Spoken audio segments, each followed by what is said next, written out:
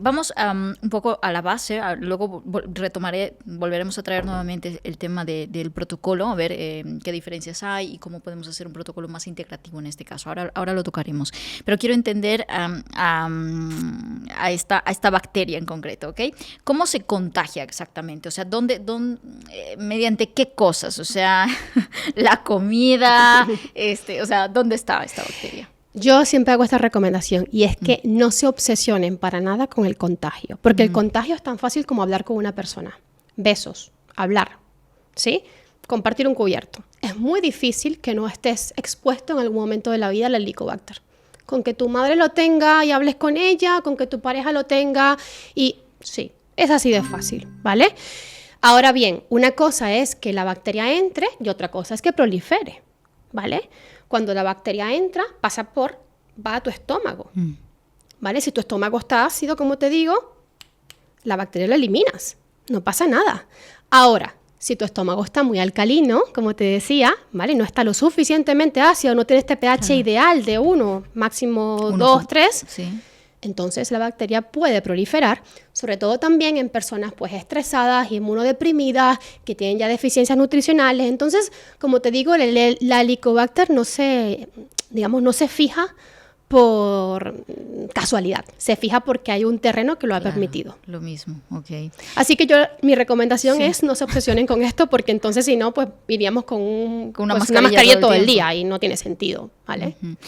¿Cuáles son los síntomas que nos debe hacer sospechar, incluyendo las que no tienen nada que ver con el estómago, ¿no? Decías, bueno, los típicos de la parte alta del estómago, la acidez, el reflujo, en fin, pero ¿qué otras cosas que no necesariamente están en el estómago son una evidencia más cercana de que es una Helicobacter pylori? Claro, cuando también acompañamos estos síntomas a lo mejor digestivos con una anemia crónica, ¿vale? Okay, por ejemplo, o con una ferritina muy baja, que son los depósitos de hierro en el sistema, ¿sí?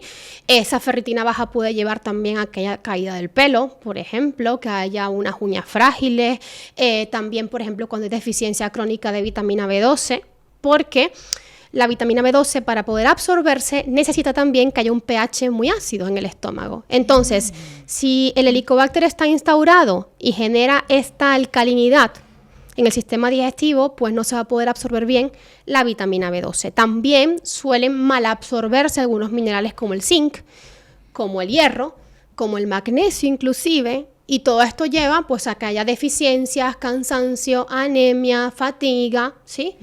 Bueno, pues eso, son síntomas evidentemente que no son indicadores directos, pero sí pueden, si hacemos un análisis del paciente en su totalidad, sumado a los síntomas digestivos, orientarnos hacia que posiblemente haya un Helicobacter pylori. Ahora bien, hay una prueba que sí se puede hacer para confirmar. Justo te voy a preguntar por eso. ¿Cuáles son las pruebas típicas que nos pueden orientar sobre esta bacteria? Sí, se puede hacer están las pruebas de imagen, que es la endoscopia, ¿vale? Para ver cómo está la mucosa, que siempre es recomendable en los pacientes que tienen síntomas digestivos tipo gastritis, ¿no? Okay. También se puede ver si hay úlceras, por ejemplo, en la mucosa digestiva.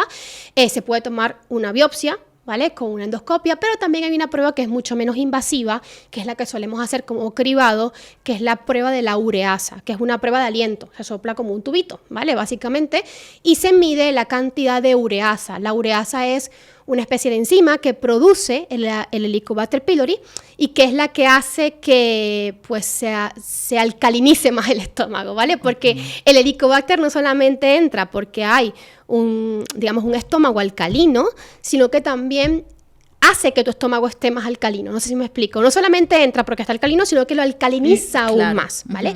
Y aparte de esto, genera mucha irritación de la mucosa, es decir, del epitelio, de lo que recubre nuestro estómago. Y eso hace que entonces seamos más propensos a la gastritis crónica, a las úlceras, ¿vale? Y esa úlcera es lo que podría en algunos casos transformarse en un cáncer gástrico en un 1% de los pacientes. También te digo que es algo muy bien, para no alarmar tampoco en extremo. Porque a mí me parece que muchas veces la campaña del Helicobacter va muy enfocada en el cáncer, cuando en verdad es un 1% de los pacientes, cuando en verdad cuando esto ocurre ya han habido cosas que han ocurrido previamente, que te tenían haber alertado, ¿vale? Y que también, o sea, y esto es algo súper curioso, ¿no?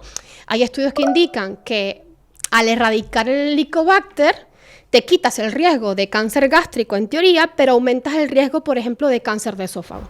Entonces, tú dices, entonces el problema no es el Helicobacter, el problema es el terreno, ¿vale? Que evidentemente en un paciente, para que se genere un cáncer, no solamente es que tengas una la bacteria, es que haya estrés oxidativo, es que la mucosa esté inflamada, es que haya inflamación crónica de bajo grado.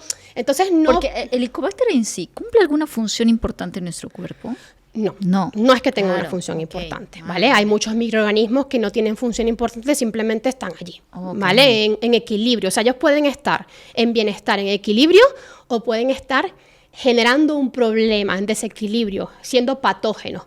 De hecho, el Helicobacter, por algunos autores, es escrito como un patógeno pues condicional, ¿no? O comensal. ¿Qué quiere decir esto? Que dependiendo de la persona, del terreno, del momento, puede generar problemas o no. Y si no está generando problemas, igual es mejor dejarlo tranquilo y no tocar, ¿sí? Especialmente en niños, esto también lo digo, porque estoy viendo también cada vez más niños que les diagnostican Helicobacter a los 9, 8 años, me parece una aberración meter a esa edad una cantidad de antibióticos que no sería lo adecuado. Este es mi criterio, como digo, o sea, es decir... Claro, depende de cada caso. Depende de cada profesional de salud, pero yo no tocaría una microbiota de un niño a los 8 o 9 años con 3 antibióticos o con tratamientos agresivos con antibioticoterapia. Profundizaremos más en el protocolo, pero quiero que simplemente me respondas esto. ¿Es posible un tratamiento libre de antibióticos para el Helicobacter pylori? Sí. Es posible.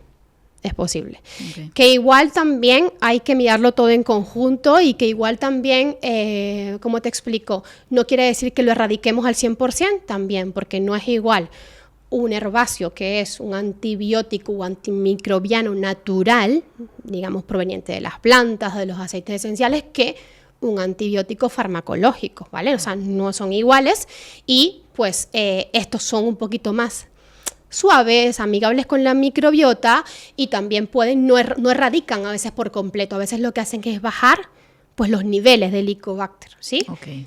Y si lo acompañamos de otras estrategias, pues implantación con probióticos, inmunomoduladores, prebióticos, sustancias que ayuden también a mejorar el sistema inmunitario, disminuir la carga de estrés, cambiar la dieta, generalmente el paciente logra una mejoría. Ahora lo hablaremos, que esto me encanta. Vale, genial. Mucha gente, tú sabes que lo que te comentaba fuera de cámaras, ¿no? Nos habla o nos pregunta mucho por el tema de la tiroides y el Hashimoto. ¿Puede el Helicobacter estar detrás de un problema tiroideo autoinmune? ¿Hay investigaciones al respecto? Sí y no. No me gusta hacer aseveraciones como Helicobacter genera un autoinmune porque no es así. Okay. Lo que ocurre generalmente, como te decía al principio, es que cuando tú tienes un paciente con Helicobacter, con síntomas, claro, ¿no? En desequilibrio, ese paciente también tiene otras alteraciones microbianas que a lo mejor ni sabemos que hay. A lo mejor una cándida elevada, a lo mejor unos parásitos también que están generando problemas, porque ya hay un ecosistema microbiano en disbiosis, en desequilibrio. Y este ecosistema microbiano en disbiosis o en desequilibrio lleva a que haya una mayor probabilidad de respuestas inflamatorias. Okay. Sí, a que el sistema inmune esté más reactivo, como te decía. Y si mi sistema inmunitario está más reactivo, pues yo tengo más riesgo de alergias, de autoinmunidades, de enfermedades sistémicas que muchas veces no son digestivas, pero que son la secuela de que mi microbiota esté desequilibrada. O sea, sí hay una correlación, pero no es el único causante. O sea, es claro, porque ¿qué es lo que...? Uh-huh. Sí, perdona. Porque ¿qué es lo que suele pasar muchas veces? Que las personas dicen, no es que leí que el Helicobacter tiene que ver con mi Hashimoto, entonces me voy a tomar el tratamiento para el Helicobacter para que me quite el Hashimoto. Y no funciona así el cuerpo. ¿Por qué?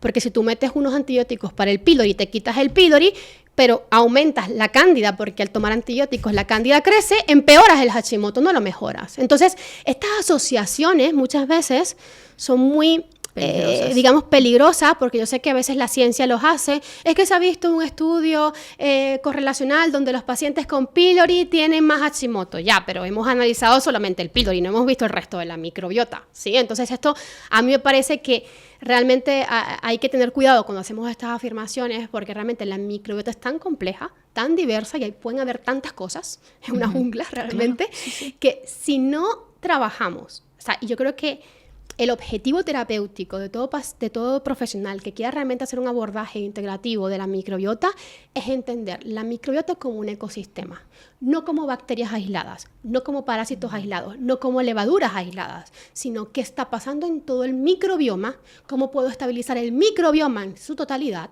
para que entonces estas respuestas inflamatorias que llevan a enfermedades autoinmunes, que llevan a alergias, que llevan a asma, se puedan reducir. Entiendo entonces que el protocolo parte por trabajar el terreno en sí, ¿no? Claro. Es decir, fortalecer ese terreno para que de por sí este mundo microbiano se autorregule, se reajuste por sí solo, ¿no? Totalmente. Y eso no solamente impactará en una Helicobacter pylori, sino en todo lo que ahora mismo sientes que te está afectando, ¿no? Totalmente. Okay. Ese es el objetivo a mediano y largo plazo. Lo que pasa es que muchas personas no están dispuestas. Ya, y ahí es claro, donde tenemos que hacernos trabajo. la pregunta, ¿no?